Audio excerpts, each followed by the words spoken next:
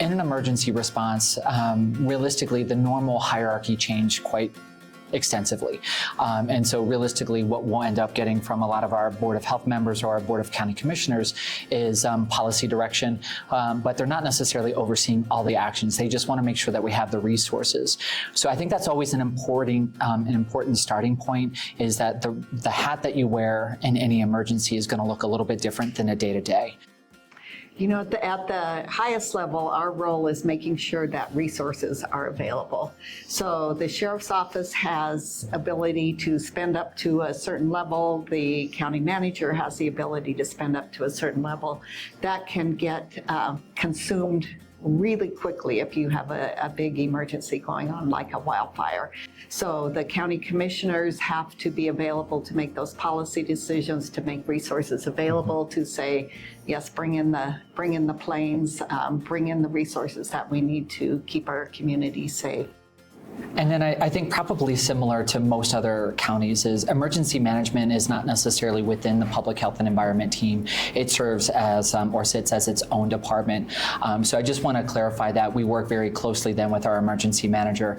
But then our role more specifically in some of those response requirements is going to be that emergency support function 8, also known as health and medical services. And so what that means is that in any emergency, if there's going to be a threat to the ability to meet the needs of the community for our health and medical partners, then we are working with them to plan in advance of some of those concerns and try to make sure that we have enough resources. We also serve as the conduit for the communication. So in any long-term emergency, we're providing that information to those health and medical partners on a routine basis, making sure, again, that their facilities can be staffed, that they're accessible to the public if necessary, and other things that some of those health partners might need.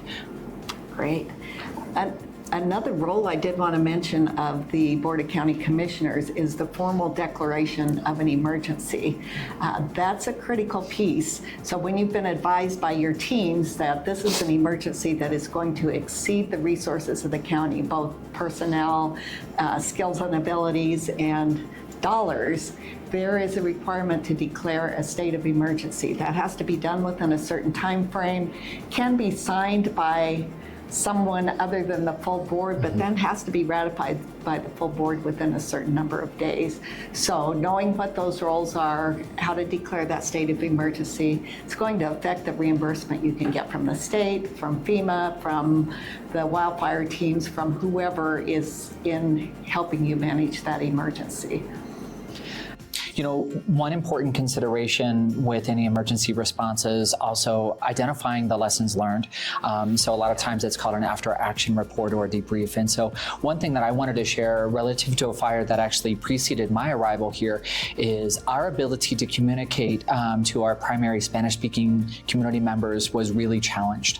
And so that was identified as a need at that point in time. We were able to rise to that challenge, but it came up then very clearly as an after-action report item that we wanted to work on.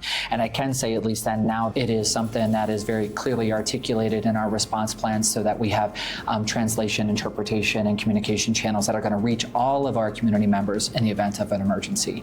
So always important to learn from the prior responses. Such a good point. I think in addition to those positives, we learned like building relationships. That was a big one. And we thought we had capabilities to communicate with our Spanish-speaking population because we did translation after the fact of websites, but we did not have real-time interpretation. We didn't have people who could communicate with Spanish-speaking communities on the spot. So it did create some real challenges for us, and I think we're much better positioned now. When COVID hit, we had real-time interpretations. When we had the Grizzly Creek fire, we had a team who came and had a different channel that was able to do real-time Spanish language version of what the fire managers were saying in English. So huge jump in our capabilities and ability to serve the community.